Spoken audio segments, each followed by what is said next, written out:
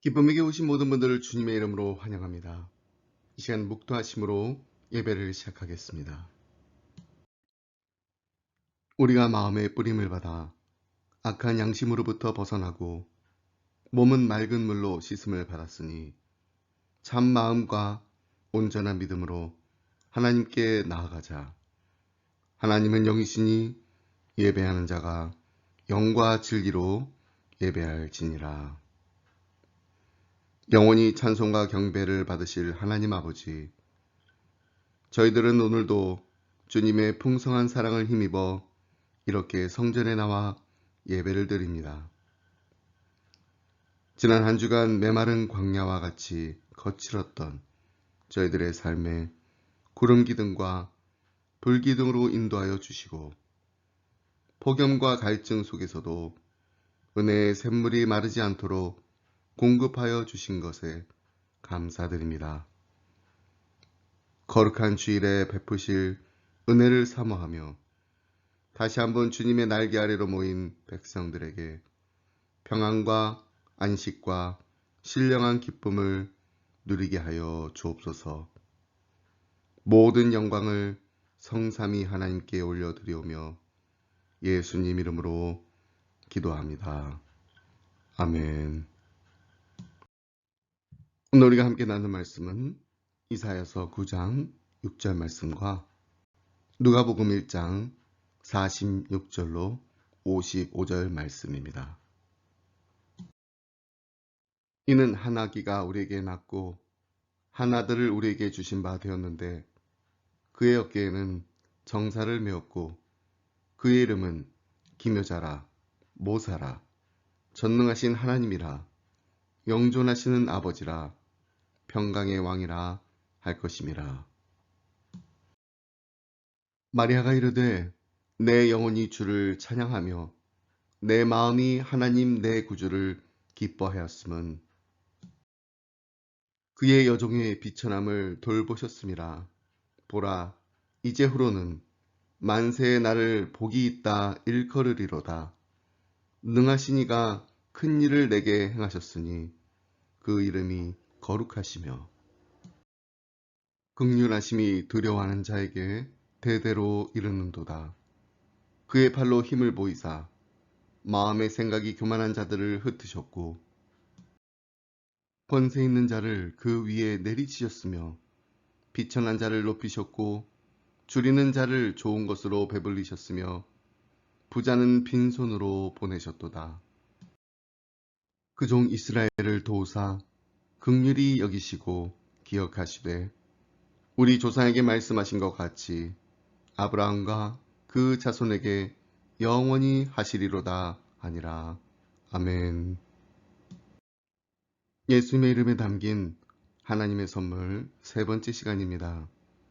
오늘은 전능하신 하나님으로 오신 예수님이라는 주제로 말씀을 함께 나누도록 하겠습니다. 오늘 우리가 이사야서 9장 6절 말씀과 함께 읽은 누가복음 1장 46절로 55절 말씀은 예수님의 어머니이신 마리아가 가장 먼저 크리스마스 소식을 알게 되어 기쁨으로 드린 찬양시입니다. 그런데 마리아가 기쁨으로 찬양을 드렸던 이유는 하나님이 하나님 되심을 성탄을 통하여 볼 수 있었기 때문입니다. 그렇습니다. 성탄은 우리가 믿고 의지하는 하나님이 어떤 하나님이신가를 가장 잘 보여주는 사건입니다. 오늘 본문 49절로 50절 말씀에서 마리아는 크리스마스를 통하여 개인적으로 만난 하나님의 세 가지 모습을 찬양하고 있습니다. 능하신 이가 큰 일을 내게 행하셨으니 그 이름이 거룩하시며 긍휼하심이 두려워하는 자에게 대대로 이르는도다. 하나님은 전능하신 하나님, 거룩하신 하나님, 그리고 사랑이 풍성하신 하나님이십니다. 라는 고백을 한 것입니다. 마리아는 처음 천사가 자신을 방문했을 때 보라, 내가 잉태하여 아들을 낳으리니 그 이름을 예수라 하라는 메시지를 듣고 도대체 그런 일이 어떻게 일어날 수 있는가? 불가능한 일이라고 말했습니다. 나는 남자를 알지 못하니 어찌 이 일이 있으리이까? 라고 물었던 마리아가 지금은 찬양을 하고 있습니다. 그 이유가 무엇인지를 우리는 마리아의 확신에 찬 고백을 통해 알 수 있습니다. 능하신 이가 큰 일을 내게 행하셨으니.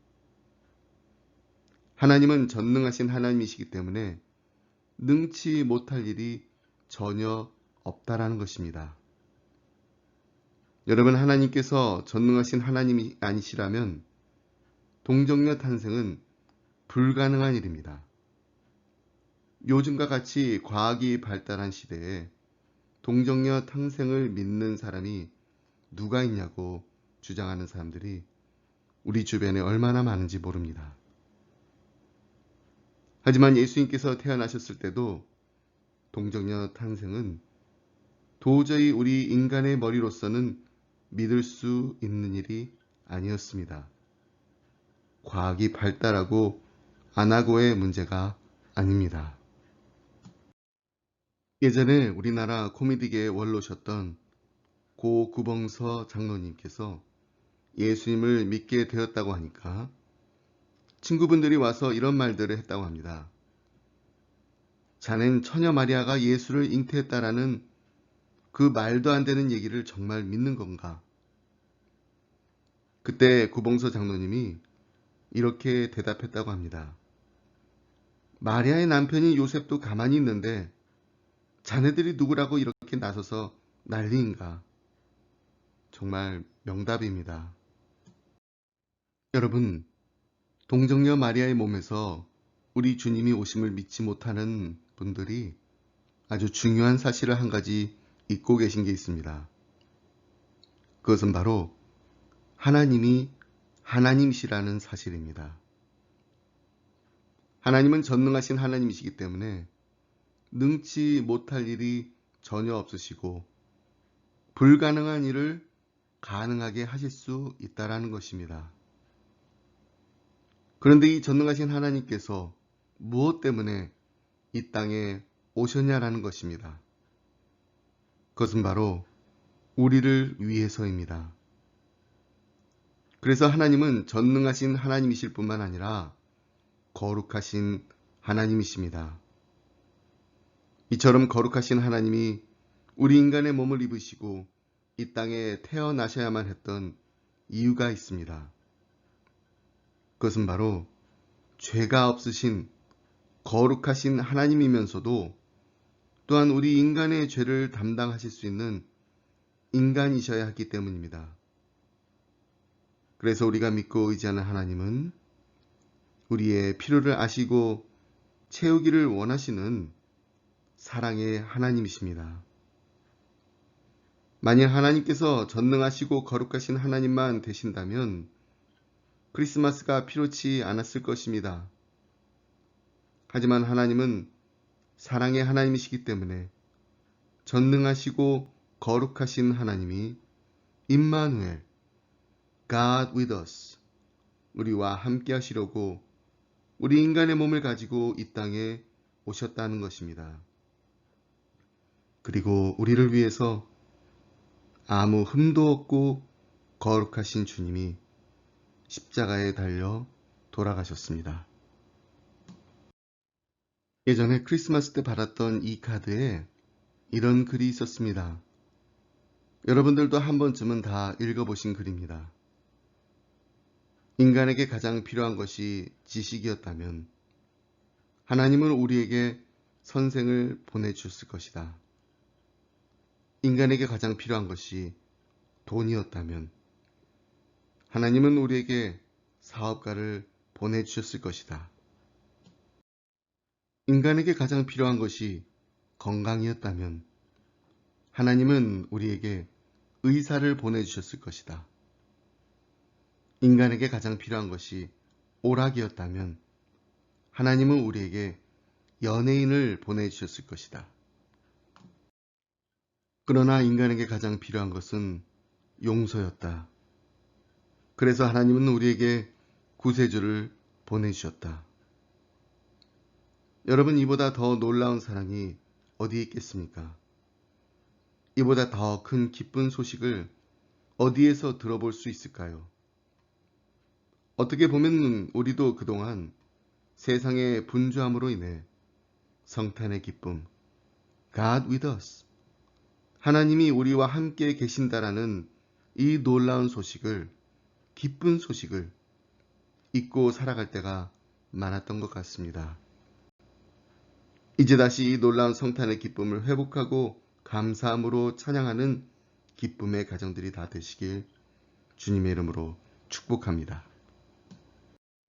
자, 그렇다면 이제 우리가 성탄을 통해 하나님이 하나님 되심을, 하나님이 우리와 함께 하심을 보게 되므로 우리의 삶에 일어나게 되는 놀라운 역사가 있다면 무엇일까요?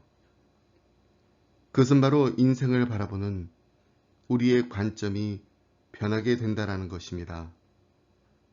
여러분, 우리는 더 이상 우리 인생의 상황을 우리의 눈으로, 우리의 관점으로 보지 않고 하나님의 관점에서 볼 수 있게 되는 놀라운 축복이 있습니다. 예수님의 모친 마리아가 내 영혼이 주를 찬양하며 라고 찬양할 수 있었던 것도 하나님을 알고 하나님의 관점에서 자신의 삶을 볼 수 있었기 때문이었습니다. 마리아의 삶의 모든 것들이 자신이 원하던 대로, 뜻했던 대로, 계획했던 대로 되어서 이처럼 기쁨으로 감격에 찬 찬양을 드렸던 것이 아닙니다. 사실 인간적인 관점에서 자기의 상황을 보았더라면 지금 마리아가 처했던 상황은 결코 찬양을 드릴 수 있는 상황이 아닙니다. 그보다는 당연히 불평이 먼저 앞서는 상황이었습니다. 이제 얼마 남지 않은 결혼식을 앞두고 행복한 꿈에 부풀어 있는 상황이었습니다. 그런데 정혼한 상태에서 임신을 했다라는 것은 정말 치명적인 일이 아닐 수가 없습니다. 정혼한 요셉도 처음에는 다 이해해 줄 수 없는, 도무지 용납이 되지 않는 상황이었습니다. 그래서 찰스 윈돌 목사님은 이렇게까지 말씀하셨습니다. 마리아의 순종은 자신의 겟세마네에 들어가는 것을 의미한다. 여러분, 겟세마네 동산에 누가 들어가셨나요? 십자가의 죽음을 앞두고 깊은 고뇌에 빠지셨던 예수님이 내 뜻대로 마옵시고 아버지의 뜻대로 되길 원합니다. 이 순종의 기도를 들으셨던 곳이 바로 겟세마네입니다. 그렇기 때문에 마리아의 순종이 자신의 겟세마네에 들어간다는 것을 의미하는 말은 마리아도 내 뜻대로 마옵시고 아버지의 뜻대로 되길 원했다라는 것입니다. 복음서에 기록된 예수님의 탄생과 관련된 사건들을 한번 보겠습니다. 먼저 천사가 마리아를 방문하여 보라, 내가 잉태하여 아들을 낳으리니 그 이름을 예수라 하라고 하면서 기쁜 소식을 전합니다.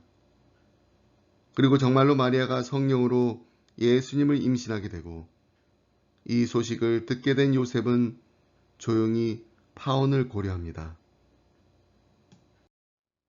하지만 요셉이 꿈에서 주의 사자를 만나고 난 뒤 잠에서 깨어 일어나 주의 사자의 분부대로 행하여 그의 아내를 데려왔으나 아들을 낳기까지 동침하지 아니하였고 아들을 낳음에 이름을 예수라 합니다.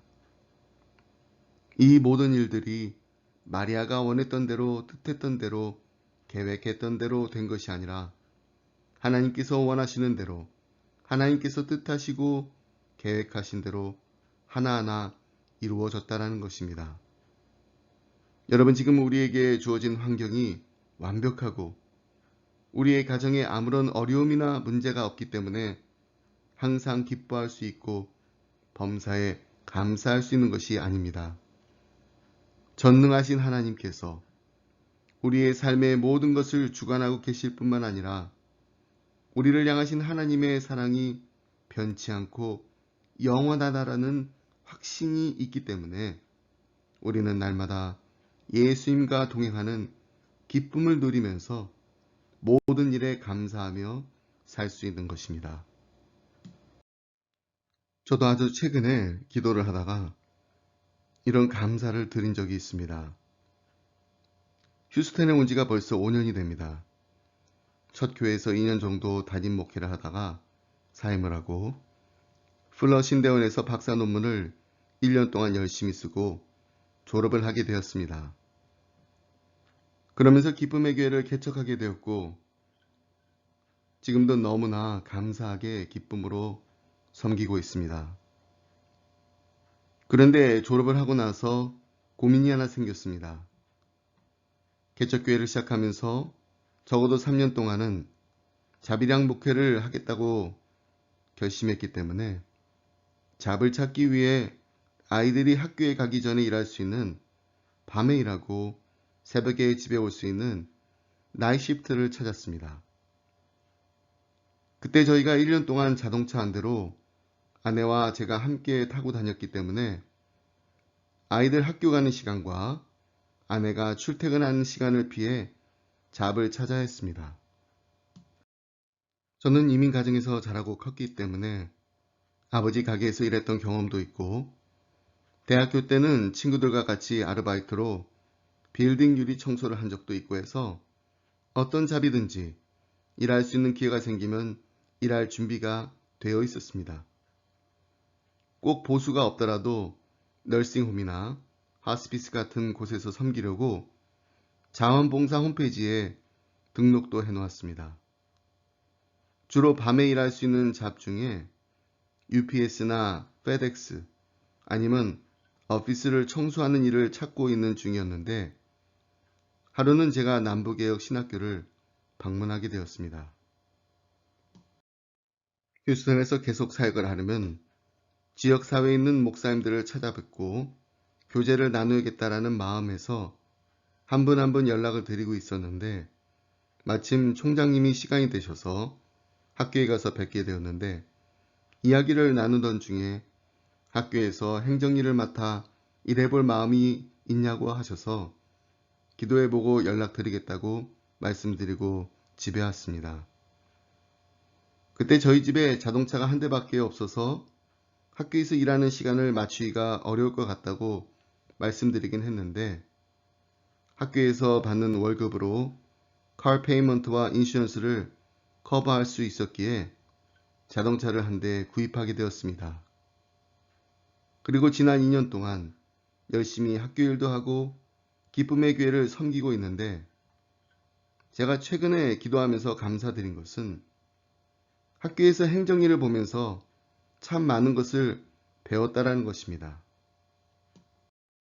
저는 지난 30년 동안 이민교회를 섬기면서 주일학교에서부터 시작해서 유스그룹, 칼리지, 잉글리시 미니스트리, 장애우 사역, 가정사역, 상담사역 등 이민교회에서 섬길 수 있는 많은 부서들을 섬길 수 있는 기회가 있었습니다.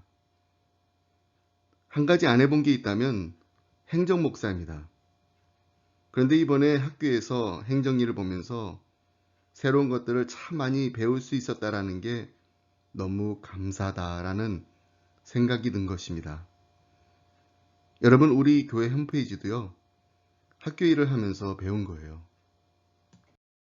우리가 인생을 살아가면서 모든 일들이 마리아가 원했던 대로 그리고 제가 원하고 우리가 원하고 뜻하고 계획했던 대로 되지 않는다 라는 것을 다들 경험하게 됩니다. 하지만 우리 인생이 내 맘대로 되지 않고 내 뜻대로 되지 않아도 하나님께서 원하시는 대로 하나님께서 뜻하시고 하나님께서 계획하신 대로 하나하나 이루어졌고 이루어지고 있고 이루어질 것이라는 것이 얼마나 감사한지 모릅니다. 우리는 신앙생활을 하면서 이런 경험들을 할 때마다 조금씩 우리 인생의 상황을 내 눈으로, 내 관점으로 보는 것이 아니라 하나님의 눈으로, 하나님의 관점으로 보게 되는 놀라운 역사를 체험하게 됩니다. 결국에는 누가 바뀐 건가요? 내가 바뀐 겁니다. 하지만 아직도 우리 주위에는 이러한 놀라운 역사를 내가 변하게 되고 하나님이 우리와 함께 하신다라는 놀라운 축복을 경험하지 못하는 사람들이 너무나도 많습니다. 도대체 그 이유가 무엇일까요? 오늘 본문 말씀 51절 53절 말씀 보면은 하나님의 도움이 필요하지 않다고 생각하는 교만한 자들을 소개하고 있습니다. 아주 구체적인 예로 두 부류의 사람들을 소개하고 있는데요. 바로 권세 있는 자들과 부자들입니다. 그의 팔로 힘을 보이사 마음의 생각이 교만한 자들을 흩으셨고 권세 있는 자를 그 위에서 내리치셨으며 비천한 자를 높이셨고 줄이는 자를 좋은 것으로 배불리셨으며 부자는 빈손으로 보내셨도다. 모든 권세 잡은 자들과 부자들이 다 하나님의 도움이 필요 없다고 생각하는 교만한 사람들은 아니지만 하나님 없이도 살 수 있다고 생각하며 살아가기 쉬운 사람들이 바로 이들입니다. 그래서 예수님께서 낙타가 바늘기로 나가는 것이 부자가 하나님 나라에 들어가는 것보다 쉬우니라 하시니라고 말씀하신 것입니다. 이 말씀에 대한 두 가지 견해가 있습니다. 첫 번째 견해는 불가능하거나 거의 이루어지기 어려운 일을 설명할 때 유대인들의 학계에서 사용했던 표현법입니다. 이와 비슷한 격언으로 바벨론 탈무드에는 약대 대신 코끼리가 바늘 구멍을 통과하는 것보다 어렵다라는 격언이 있습니다. 두 번째 견해는 이것이 비유적인 표현일 뿐 아니라 실제 상황을 설명하는 말이라고도 봅니다. 이집트 카이로 출신의 작가 더프 고든이 이런 말을 했습니다. 나는 낙타 한 마리가 바늘 구멍이라고 일컬어지는 아치형의 담이 있는 낮은 문을 통과하는 것을 보았다. 낙타는 무릎을 꿇고 머리를 최대한 숙이고 기어서 통과했다. 그러므로 부유한 사람들은 스스로 자기를 낮추고 겸손해져야 한다. 그래서 예수님께서 팔복 말씀하시면서 심령이 가난한 자는 복이 있나니 천국이 그들의 것이미오라고 가르치신 것입니다. 여러분, 세상 사람들은 부해지는 것이 복되다고 말합니다. 그런데 예수님께서는 전혀 다른 말씀을 하고 계십니다. 심령이 가난한 자가 복이 있다고 하십니다. 가난이 복이라고 말하지 않습니다. 무엇이 가난한 자가 복이 있다고 말하나요? 심령이 가난한 자, 마음이 가난한 자가 복이 있다고 말씀하십니다. 여러분, 심령이 가난하다는 것은 우리가 영적으로 완전히 파산 상태에 빠져 있음을 고백하는 것입니다. 나의 공로는 아무것도 없습니다. 왜 그런가요? 나는 영적으로 완전히 구제불능이기 때문입니다. 다시 말해서 누군가 나를 도와주지 않으면 우리는 절대로 혼자 힘으로 회복할 수도 하루하루 살아가는 것조차도 불가능하다라는 것입니다. 이런 고백을 하는 사람이 바로 심령이 가난한 자입니다.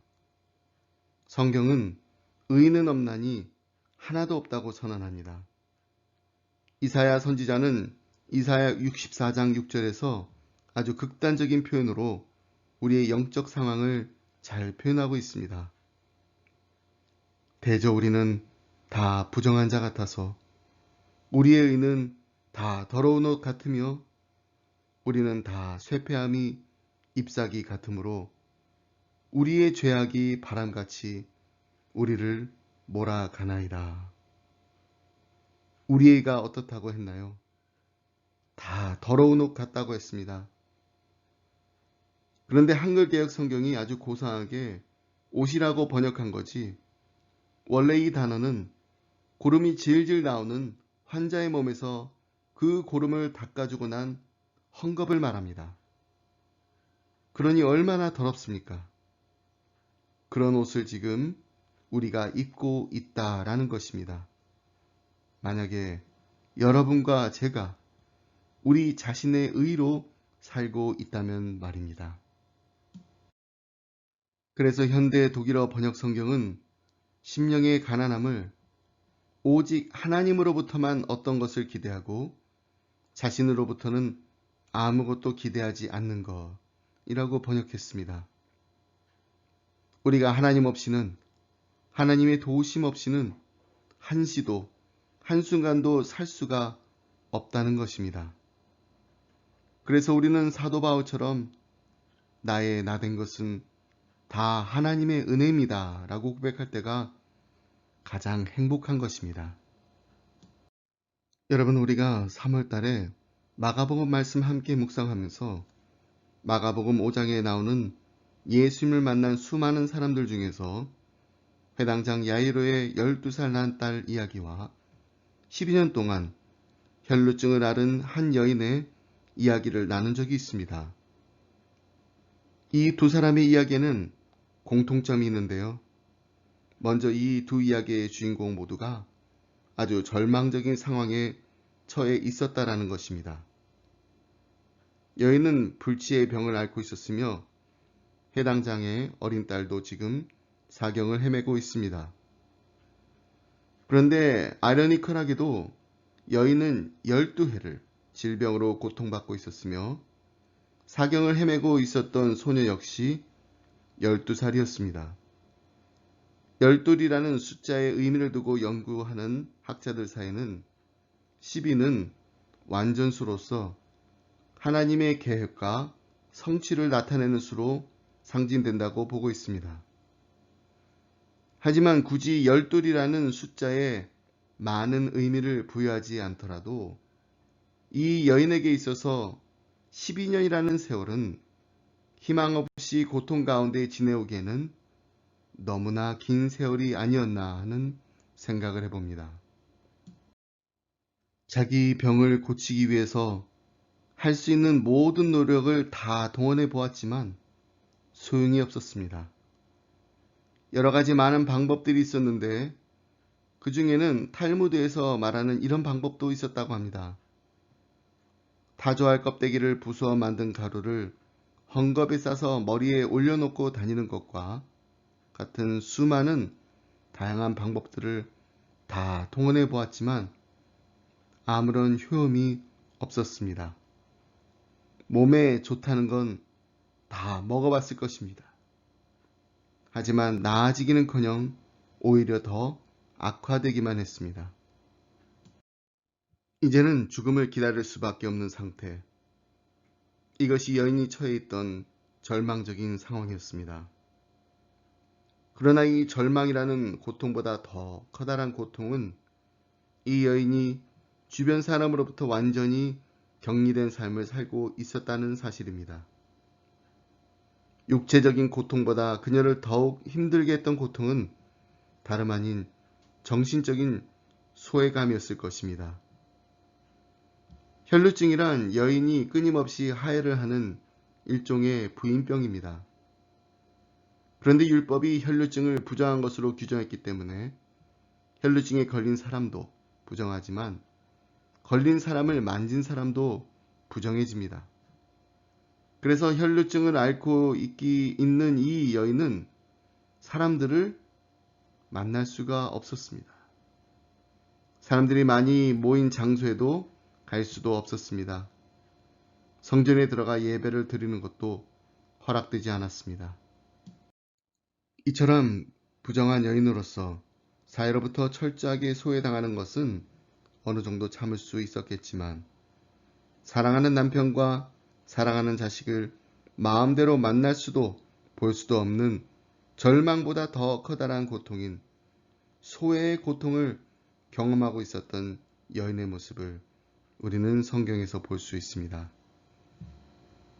해당장 어린 딸 또한 절박한 상황은 마찬가지였습니다. 이제 고작해야 12살밖에 되지 않은 꽃다운 나이의 어린 소녀가 불치병으로 죽게 되었습니다. 어느 부모도 마다하지 않고 자식이 아프면 차라리 내가 대신해서 아팠으면 하는 심정을 가지지 않는 부모가 없을 것입니다. 얼마나 간절했으면 해당장은 자신의 신분고하를 막론하고 예수님을 보자마자 발 아래 엎드려 필사적으로 매달립니다. 딸을 살려달라고. 마가복음 5장 23절 말씀 보니까 간구를 하는데 한두 번만 한 것이 아닙니다. 많이 간구했다고 마가는 기록합니다. 이처럼 필사적으로 간절하게 매달릴 수밖에 없었던 이유는 이 절박한 상황에서 구원해 주실 분이 오직 예수님 한 분밖에 없었기 때문입니다. 12년 동안 혈루병을 앓은 여인의 이야기나 이제 갓 12살밖에 되지 않은 어린 소녀의 이야기 모두가 아주 절박한 상황을 이야기해주고 있습니다. 이것이 바로 이 둘 사이의 공통점입니다. 그런데 여기서 이 두 이야기의 상호 연관성을 더 깊이 연구해 보면 해당장 야이로의 집을 향해 가던 예수님과 제자들의 발을 묶어놓은 이 혈루증을 앓고 있는 여인의 이야기가 그 다음 이야기를 이해하는 데 있어서 얼마나 중요한 열쇠 역할을 하는지를 알 수가 있습니다. 그것은 바로 이 두 사건의 중요한 공통점은 부활에 관한 이야기를 하고 있다는 사실입니다. 여인은 목숨은 붙어 있었지만 실제로는 죽은 여인과 다를 바가 없었습니다. 사회적으로나 가정적으로 죽은 여인이었습니다. 그녀는 혈루증을 앓고 있었기에 부정한 여인으로 사회로부터 사망 선고를 받았던 것입니다. 살아는 있었지만 죽은 거나 별반 다를 것 없는 인생이 예수님을 만나고 나서 다시금 살게 되었습니다. 죽었다 살아났으니 부활하게 된 것입니다. 그런데 더 놀라운 일이 그 다음 이야기, 해당장 야이로의 집에 도착하고 나서 벌어지게 됩니다. 12살 난 어린 딸이 분명히 죽었는데 예수님께서 달리달굼 하시니까 다시 살아난 것입니다.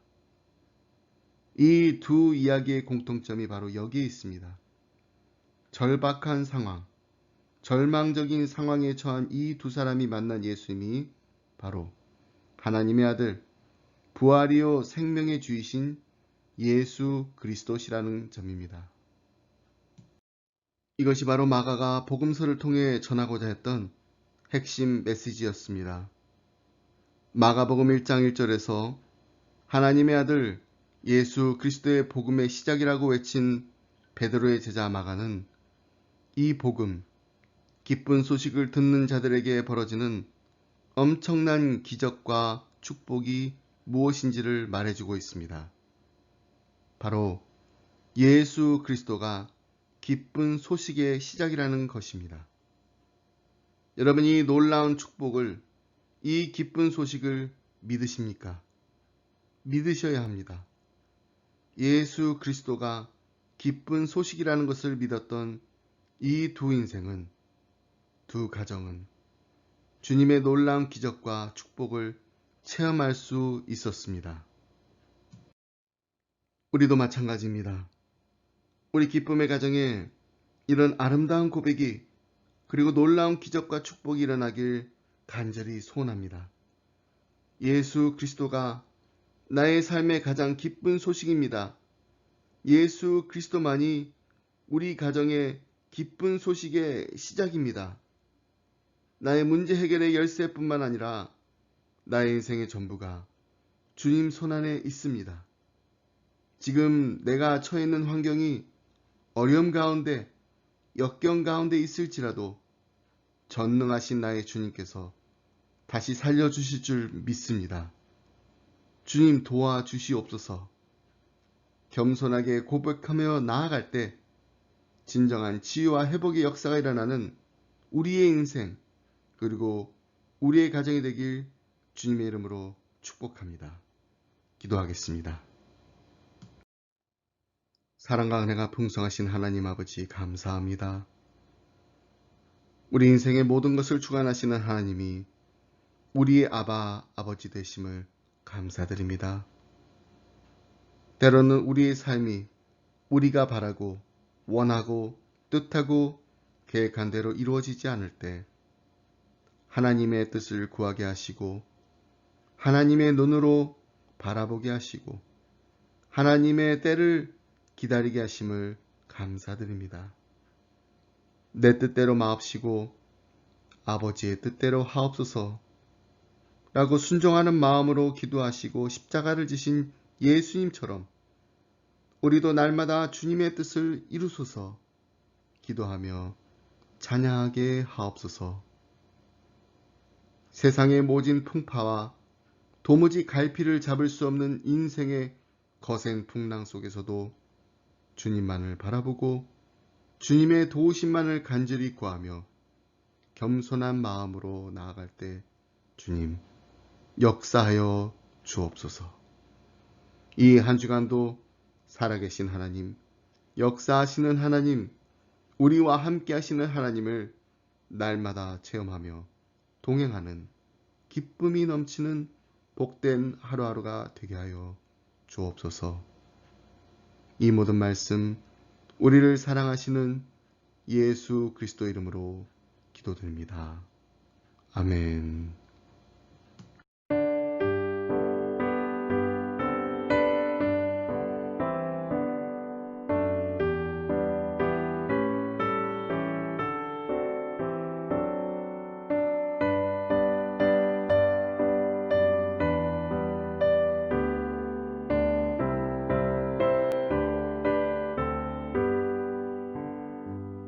주 안에 있는 나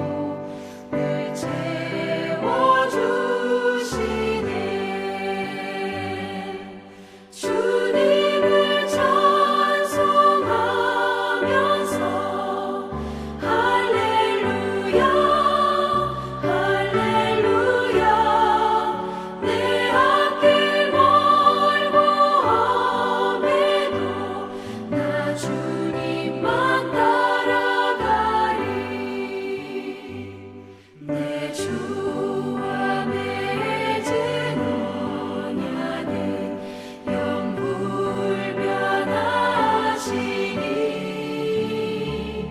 그 나라 가기까지는 늘 보호하시네.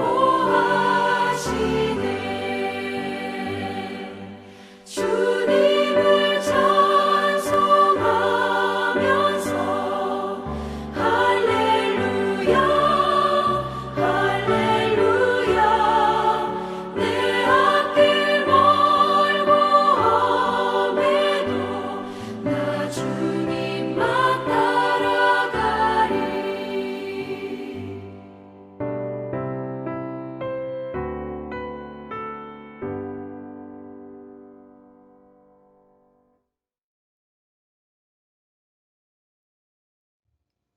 이제는 우리 주 예수 그리스도의 은혜와 하나님 아버지의 그 크신 사랑과 성령님의 감동감화 교통하심이 하나님 우리를 위해 이 땅에 오신 전능하신 하나님 앞에 겸손히 엎드려 절하며 경배하는, 그리고 날마다 우리 주님과 동행하는 기쁨을 누리며 우리의 이웃들에게 예수 그리스도가 우리의 삶의 가장 기쁜 소식입니다를 우리의 입술로 그리고 우리의 삶으로 나누길 간절히 원합니다.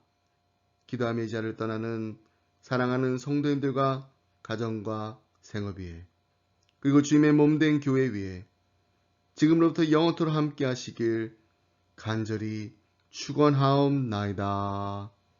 아멘.